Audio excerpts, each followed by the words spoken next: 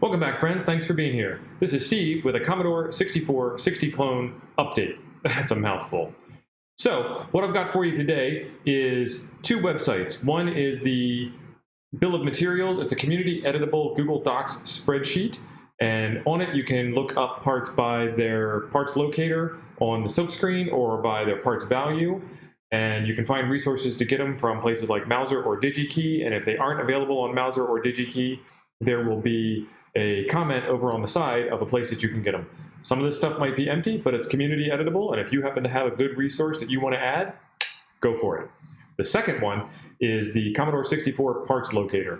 This site's too awesome to describe, so I'm going to go ahead and just show it to you in the video, but you're not going to want to miss it. Stick around. Okay, friends, be sure to like, comment, subscribe, do all that YouTube stuff. There are links to support the channel down below in the description, and the two websites that I'm going to review here with you are also linked below in the description, so you don't need to write them down or try and squint at the tiny little text on the screen. The first one is Rob's site over on Tindy, where you can pick up the Commodore 6460 clone motherboard in a variety of colors and options and flavor combinations.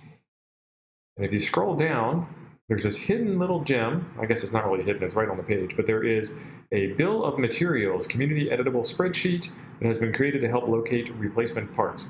So let's go ahead and click on that to bring it up. And here we have a friendly Google spreadsheet. At the bottom, you will find your typical spreadsheet tabs, one for each of the different revisions of the board that are in there. Let's take a look at the 250407 because that's the board that I'm working on. And you can see a top and a bottom picture of the board. If you click on those, they will open up into a different web tab. And as you scroll down, you can get the location. U5 is the 2332 character ROM. You need one of those. You cannot find them at Mouser. You cannot find them at DigiKey. There are no alternatives. And the best choice is for you to salvage them from some other source. There are a couple of sources you can see here in the remarks, AliExpress or Petroleum. They're both pretty good sources for these kind of things. And there'll be some notes on some buyer beware type stuff if you run into that on certain parts. And if you happen to need any of the parts that are on here, you can search for them by their type value. You can search for them by their part number as you see on the chip, like 74LS629. You could search for that, and it would tell you it goes in U31, and you need one of them, and you can get it from Mouser with that link, or you can get it from DigiKey with that part number. Let's see what Mouser has to say about this. This is a 74 series logic chip, and demo. That'll open up in a new tab. It'll take us to Mouser. And it wants to know what country we're in. I'm in the US. So I click on US. It tells me there's 93 of them in stock. And quantity one price is $6.34. Some of this stuff you might be able to find on eBay or some other parts house, or even on Amazon if you're creative enough. And what you might be able to do is get a kit of 5 chips each of 5 different kinds of 74 series logic chips. And I think I want to say of 3 more times.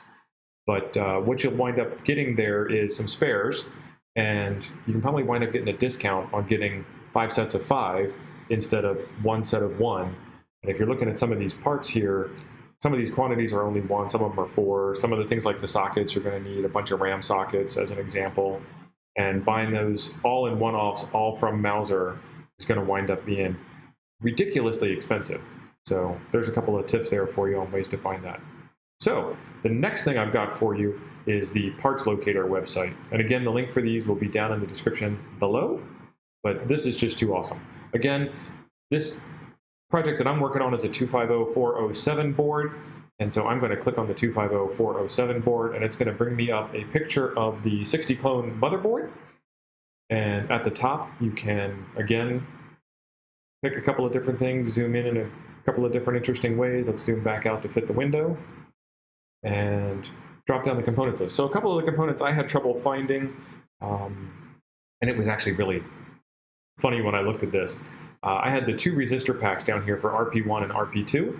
And if you scroll down here, you will see that there is a set of 2 33 ohm 8-pin isolated resistor packs, and if you click on it, it will disable the highlight on every part except for the two that are lit up. And once it lit up those two parts, I knew exactly where they went. I've seen them 1,000 times before and just totally slipped my mind that that's where they went. So this website's great for even people that are losing their minds like I am. I hope these two websites have helped you out, and thanks for being awesome.